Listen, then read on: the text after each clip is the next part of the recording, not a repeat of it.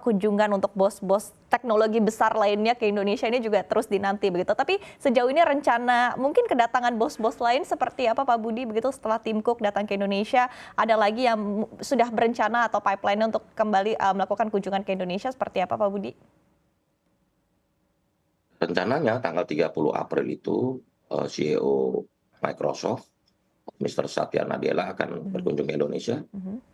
Dan ini dua perusahaan besar. Kalau dari kapitalisasi pasar, dua perusahaan ini adalah nomor satu dan nomor dua. Microsoft dan Apple ini big company. Microsoft terakhir sudah 3.000 miliar US dollar kapitalisasi pasarnya. Dan juga Apple 2.700 miliar US dollar.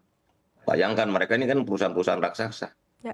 Jika mereka serius dan melihat Indonesia sebagai potensi pengembangan produk-produk mereka dan usaha mereka, saya yakin kita bisa bekerja sama, berkolaborasi, dan pemerintah Indonesia tentu saja membuka diri untuk munculnya berbagai prakarsa, inisiatif, dan inovasi dari semua pihak, termasuk dari perusahaan-perusahaan multinasional besar seperti Microsoft dan Apple.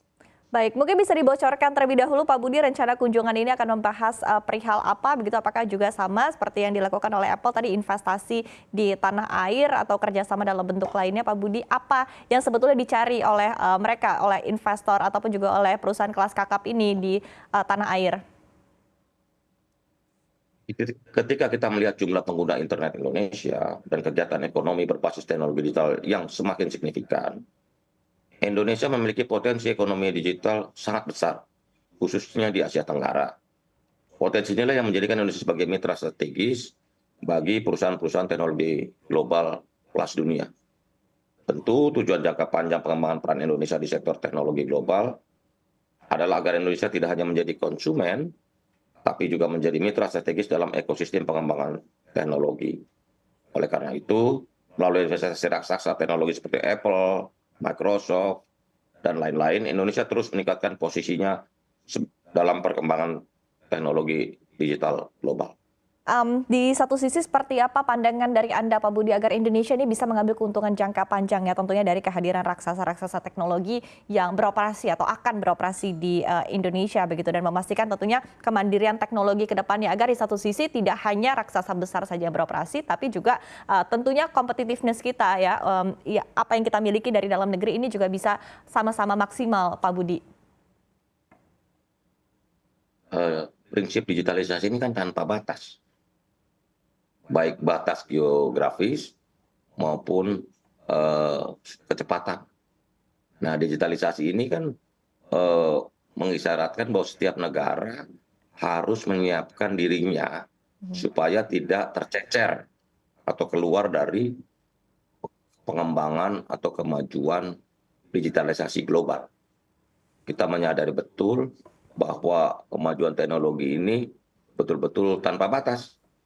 Termasuk juga diskusi tentang pengembangan artificial intelligence. Mr. Tim Cook bertanya ke Pak Presiden Jokowi bagaimana pandangan Indonesia mengenai artificial intelligence atau AI. Ini juga tantangan tersendiri karena prinsip dasar dari artificial intelligence itu fundamennya ada 3. Yang pertama safety, kedua etik, dan yang ketiga trustworthy. Nah, Indonesia ini juga kita ini terus sedang mengkaji berbagai perkembangan regulasi yang ada di dunia, termasuk di Eropa dengan Digital Market Act dan Digital Service Act-nya, terus di Amerika dan berbagai negara. Yang pasti pemerintah harus memberikan ruang terus-menerus untuk terus melakukan inovasi dan menyesuaikan diri. Jadi kemampuan adaptasi termasuk juga kemampuan berinovasi menjadi syarat mutlak bagi negara Indonesia untuk menjadi negara maju. Begitu. Baik, tadi kemampuan adaptasi dan juga inovasi diperlukan dan ini juga tentu perlu didukung ya Bapak dari regulasi yang diterapkan juga oleh pemerintah. Untuk gebrakan regulasi sendiri apakah sejauh ini sudah ada yang dipikirkan oleh Kominfo begitu yang terbaru Pak Budi? Ya, kita misalnya ada regulasi soal inisiatif tentang child online protection atau perlindungan anak di ruang digital. Ini isu yang luar biasa. Bagaimana bagaimana menjadi digital parenting, bagaimana menjadi orang tua di zaman digital. Ini kan tantangan baru dari buat Betul, masyarakat setuju kita. Bapak.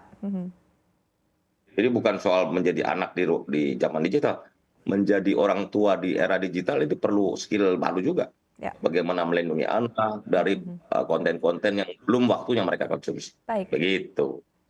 Baik, artinya Jadi sudah banyak masuk ke spesifik tantangan. kelompok-kelompok masyarakat, begitu Bapak sudah mulai dipikirkan ya, berdasarkan Itu tiap-tiap kebutuhan tiap-tiap literasi kelompoknya. digitalnya, literasi digitalnya harus kuat. Baik, Fungsi pendidikan, fungsi literasi digital ini perlu penguatan terus-menerus. Gitu.